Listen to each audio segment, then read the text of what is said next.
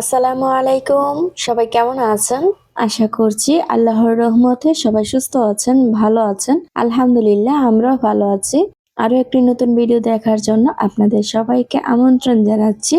আশা করছি আমার আজকের ভিডিওটি আপনাদের কাছে খুব ভালো লাগবে। গতকালকে তো আমি অনেকগুলা পাটিসাপটা পিঠা বানিয়েছি। তো যে ক্ষীরটা তৈরি করেছিলাম, ক্ষীরটা অনেকটাই তৈরি করে ফেলেছি। যেহেতু আমরা মানুষ কম, তো বেশি আমাদের পিঠা বানানো হয়নি। কম করে পিঠা বানিয়েছিলাম। তবে ক্ষীরটা না বেশি বানিয়ে ফেলেছি। যার কারণে হচ্ছে আজকে অনেকটাই রয়ে গিয়েছিল। তাই আমি ফ্রিজে রেখে দিয়েছিলাম। তো আজকে আবার কিছু পিঠা বানিয়ে নিচ্ছি। আর আমার মেয়েরা না খুবই পছন্দ করেছে পাটিসাপটা পিঠা। তাই হচ্ছে আজকে কিছু পাটিসাপটা পিঠা বানিয়ে নিয়েছি ক্ষীরটা দিয়ে। তো গতকালকের মতো একরকম হয়ে যাবে, যার কারণে হচ্ছে একটু ভিন্ন রকমের বানাচ্ছি। ভিন্ন রকম বলতে হচ্ছে আলাদা একটু ডো তৈরি করে তারপর হচ্ছে একটু কালারফুল করে নিচ্ছি। এইভাবে বানালেও কিন্তু পাটিসাপটা দেখতে খুবই সুন্দর লাগে, যার কারণে হচ্ছে আজকে পিঠাগুলা বানিয়ে নিচ্ছি।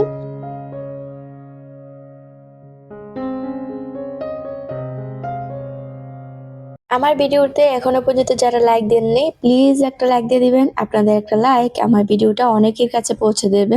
এই তো পিঠাগুলো ফাইনালি আমার বানানো হয়ে গিয়েছে। তো পিঠাগুলো কেমন হয়েছে অবশ্যই কমেন্ট করে জানাবেন। আর পিঠাগুলো দেখতে কিন্তু মাশাআল্লাহ খুবই সুন্দর লাগছে, তাই না? একটু কালারফুল হলে কিন্তু দেখতে সুন্দর লাগে। সবকিছুই খাবারের জিনিস যদি একটু পরিবেশন করেন গুছিয়ে, তাহলে কিন্তু দেখতেও সুন্দর লাগে। আর সেই খাবার জিনিসটা যদি দেখতে সুন্দর লাগে, সেই খাবার জিনিসটা খেতেও মজা লাগে। তো আজকে না আপনাদের সাথে আজ অন্য কোনো কিছু পরে শেয়ার করব। তো আমার কিচেনটা একই রকম না, দেখতে সবসময় ভালো লাগছে না। আমাদের নিজেদেরকে যেরকম পরিবর্তন করি, আমাদের ঘরের লুকটাকে কিন্তু পরিবর্তন করলে দেখতে ভালো লাগে। তো আজকে হচ্ছে আমি আমার কিচেনটাকে একটু লুক চেঞ্জ করব। তো তাই হচ্ছে আমি এই প্রোডাক্ট গুলো অনলাইন থেকে অর্ডার করেছি। তো এগুলা দিয়ে আজকে ডেকোরেশন করব, দেখি আমার কিচেনটা দেখতে কেমন লাগে।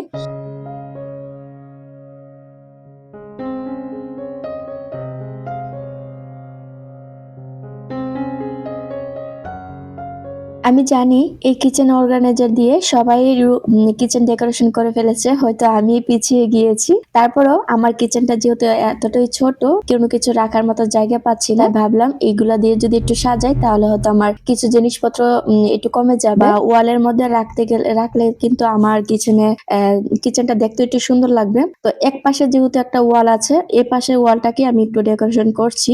আর এই যে এখানে একটা র্যাক ছিল, তো চুলার পাশের র্যাকটাকে সরিয়ে আমি হচ্ছে এখানে একটা কিচেন অর্গানাইজার দিয়ে দিয়েছি।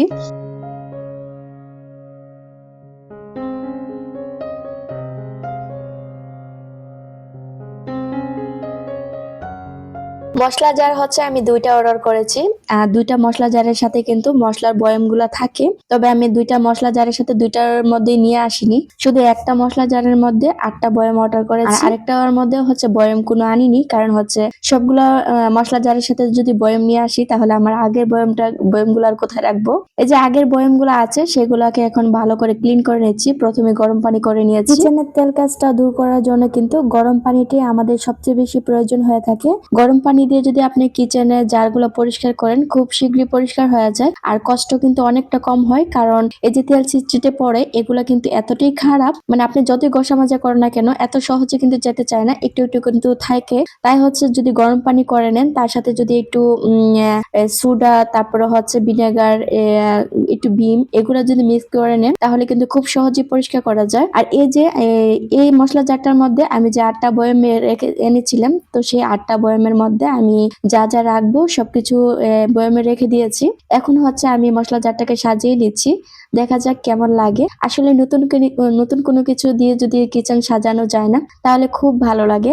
আর আমাদের সারা দিন কেটে যায় কিন্তু একটা কিচেনে। আর এই কিচেনটা যদি একটু সুন্দর থাকে তাহলে কিন্তু সারাদিন কাজ করতে কোনো অসুবিধা হয় না।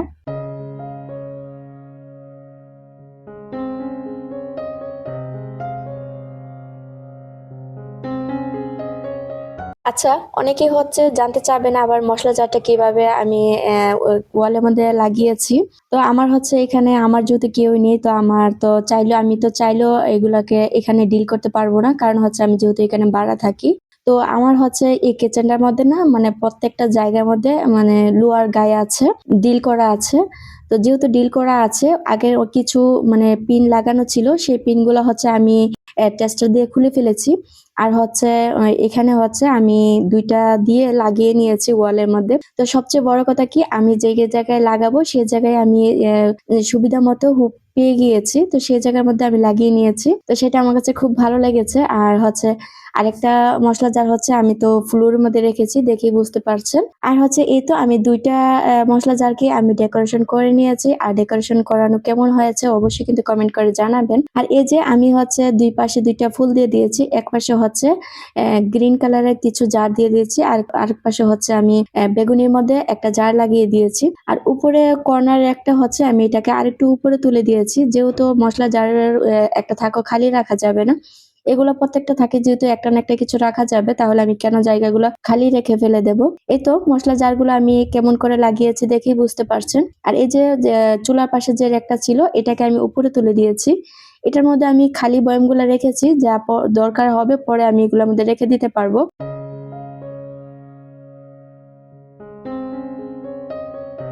কিচেনের সাইডের পাশে একটা খালি জায়গা আছে, মানে খালি জায়গা বলতে এই জায়গাটা আসলে চুলার পাশে দাঁড়ালে কাজে লাগে। তারপরে এই জায়গাটা না মধ্যে না আমার ছেলেটা কি করে, মুড়ার মধ্যে দাঁড়িয়ে চুলাটা অফ করে দেয়।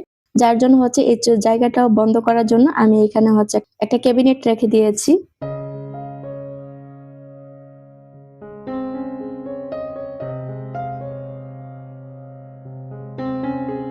মসলা জারের সাথে হচ্ছে চা না কফি এটাও আমি অর্ডার করেছিলাম। তো এটাও হচ্ছে আমি যে ক্যাবিনেটটা রেখেছি ক্যাবিনেটের উপরে হচ্ছে আমি লাগিয়ে দিচ্ছি ওয়ালের মধ্যে।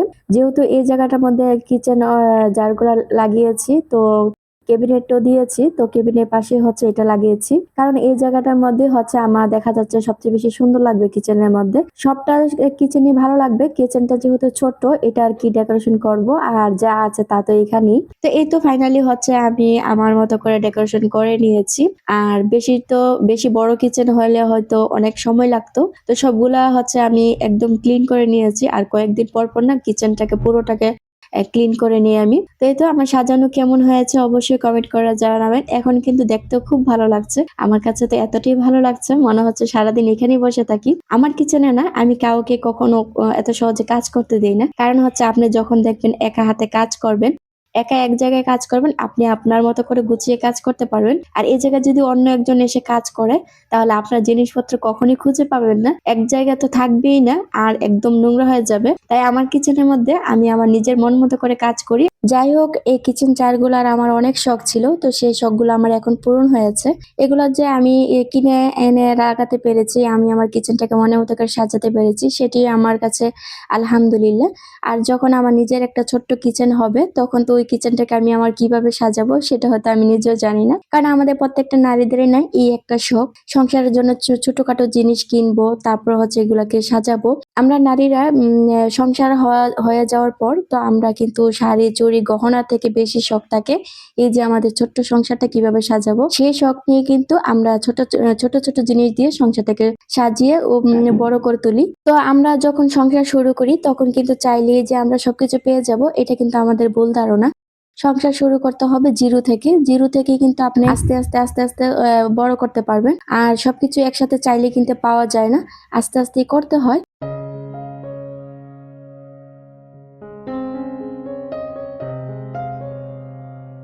কিচেন সাজানো শেষ করে চলে আসলাম রান্না করতে। আর কিচেন সাজাতে গিয়ে না আমার রান্নাটা অনেকটি দেরি হয়ে গিয়েছে, তো তাই হচ্ছে তাড়াতাড়ি আমি রান্নাটা বসিয়ে দিয়েছি। আর আমার এই ভিডিওটা এখনো আপনারা কেউ দেখছেন কিনা জানি না, যদি কেউ দেখে থাকেন লাইক দিতে ভুলে যান, প্লিজ একটা লাইক দিয়ে দিবেন। আর আমার চ্যানেল যদি কেউ নতুন হয়ে থাকেন চাইলে আমার চ্যানেলটি সাবস্ক্রাইব করে রাখতে পারেন, পাশে থাকা বেল অল অপশনে ক্লিক করে রাখবেন, এতে করে আমি যখনই ভিডিও ছাড়বো সাথে সাথে নোটিফিকেশন পেয়ে যাবেন। আর আপনি যদি এই কাজটি আরো আগে করে থাকেন তাহলে আপনাকে অসংখ্য ধন্যবাদ। আজকে যেহেতু কিচেনে কাজ করেছি তাই তেমন বেশি কোনো কিছু রান্না করব না, আর আজকে একটু চিকেন রান্না করতেছি, বাচ্চারা না চিকেন খুবই পছন্দ করে।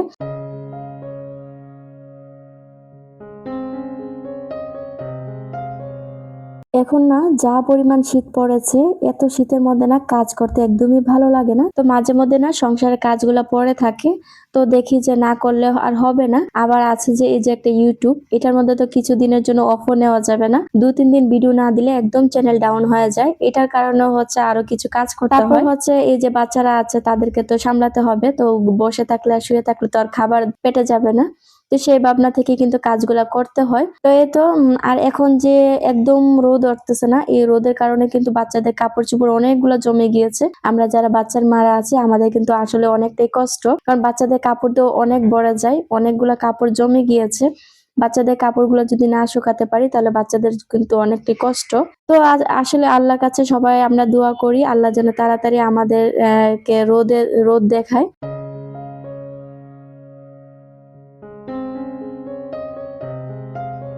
এই তো ফাইনালি আমি রান্নাগুলা শেষ করে নিয়েছি।